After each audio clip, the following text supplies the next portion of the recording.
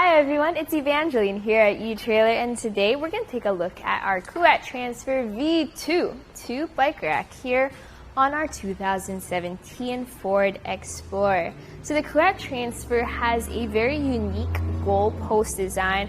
I really like this design, especially once you start getting more and more bikes onto your bike rack. This comes in an 1 1/4 and 2-inch shank version, which is what we have here.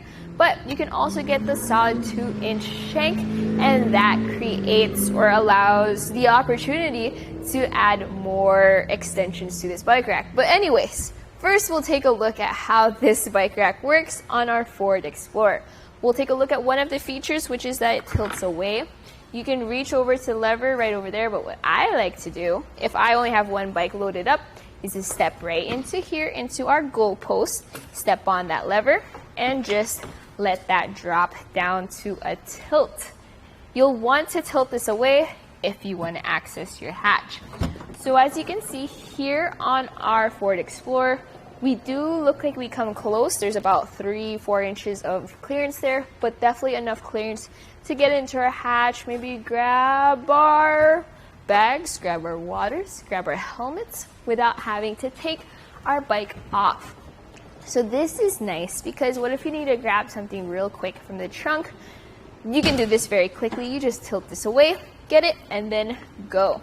Then you can just lift this bike rack up and it catches itself in the upright position. All right, let's talk about how our bike is mounted here. So we have 2 mounting points. The first is going to be this wheel strap in the back. This is holding that rear wheel down.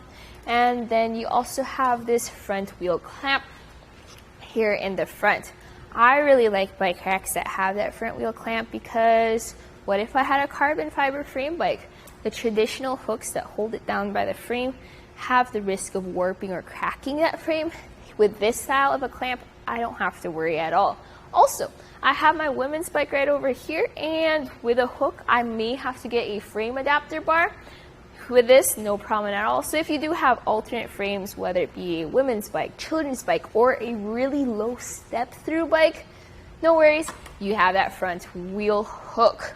But when you want to take your bike off, you start over here at the back with this rear wheel strap. You press this lever to release that strap, and you just pull that up and then out of the way. Then you come over here to the front. Let's put this hook to the side so that way we can hold on to our bike, because once you release this, this could tilt back towards your Explorer. So you want to support it as you press this button, lift this up, push this out, and then you can lift your bike up, and then you are ready to go on a bike ride.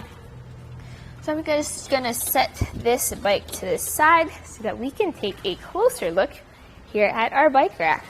So here we have our rear wheel cradle. So this tilts back and forth to accommodate different wheelbases. Now the maximum wheelbase this can accommodate is 50-inch long wheelbases. Notice how this has grooves for your different tire widths. So whether you have your really skinny road bike tires or your fatter tires, normally this can accommodate a tire width of up to 3 inches. But if you get these strap adapters, you can even carry 5-inch wide tires. Now over here to the front, we have our large front wheel cradle. We also have that front wheel mount that I talked about earlier. You have different options for storing this. You can either bring it back down so it stores inside the frame, or what I like to do is actually to bring it out a little bit. Since we have it on the Explorer, which is a wider vehicle, is perfectly fine storing it on the outside of that bike rack. That way you get full effectiveness from the inside of that goal post design. All right, this right here has a weight capacity of 40 pounds per bike. That's because this one has the 1 1/4 shank. Now if you get the Kuat Transfer with a 2-inch shank, that has a weight capacity of about 70 pounds per bike. Now 40 pounds is still nothing to sneeze at. I think it's still pretty good, slightly higher than your normal bike racks. My women's bike was a little bit on the heavy side, and this is perfectly fine. All right, Now let's take some measurements, because whenever you have a bike rack on your vehicle, there's going to be something like that. It's the back of it.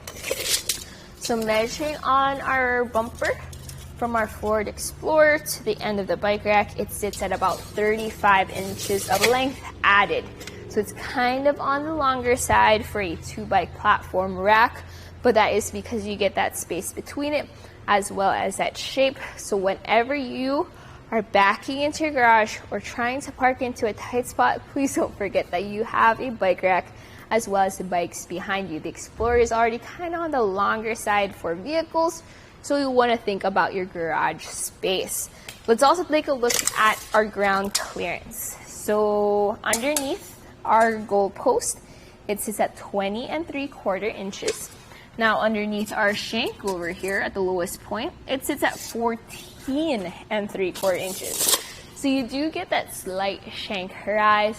Now this is already kind of a bit raised off the ground compared to your smaller sedans, so not as big of an issue. But whenever you go up steep inclines like driveways or hills, you'll usually want to know what your ground clearance is.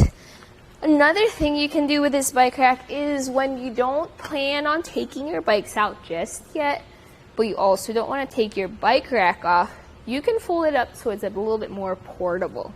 To do so, you press this lever and then you fold that bike rack up. So we'll take some measurements again. Measuring from our bumper to the end of that goal post, it sits at about 10 3/4 inches away. Now it sits out slightly further out where that lever is, so that's about 13 inches away from our bumper. Closest point is going to be from that front wheel cradle to that bumper, and you have 4 1/4 inches of clearance. Plenty of clearance. No issues at all about this possibly making contact with your car. Also, with it folded up, notice how your rear window is visible, as are your taillights. Now your backup camera sits right over there, kind of in line where that arm is. This is going to be thin enough though that you can still see through your backup camera and see the vehicles behind you if needed. Also notice how our license plate sits right where that opening is between those arms. Okay, let's talk about how this fits into our hitch. So this one, as I said earlier, is the version with an 1 1/4 shank. It fits into the 2-inch hitch receiver we have on our Explorer right now because it has an adapter on that comes with that bike rack. So it also has an anti-rattle. Oh, it has a hitch pin with a clip that I have over here.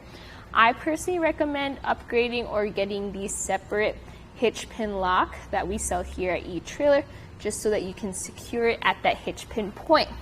Its security feature though is that it uses its own special security wrench that fits right into here, and as you rotate that wrench, you extend the ball cam that's inside your bike rack. So that creates an anti-rattle effect. Let's do a quick shake test right over here just to show off the anti-rattle. Notice how I shake that bike rack. I'm mainly shaking the vehicle, showing that that connection is nice and secure. You always want to check that, especially even though we have that hitch adapter, you can see that that anti-rattle ball cam is working. All right, so my final thoughts about the Kuat Transfer is I do like its goal post design. This is kind of bulkier compared to, let's say, the Kuat Sherpa or our other Swagman bike racks, but you get that really nice look. Here on the Explorer, it's perfectly fine that it's a little bit longer and a little bit wider than those other bike racks because you already have a larger vehicle. I recommend this if you have bikes that are not super heavy e-bikes, unless you have a 2-inch version, and if you are concerned about your clearance behind your vehicle. I do like how that tilt-away feature gives us access to our trunk. If you do have longer handlebars though, check out the Kuat Sherpa, which has a deeper tilt.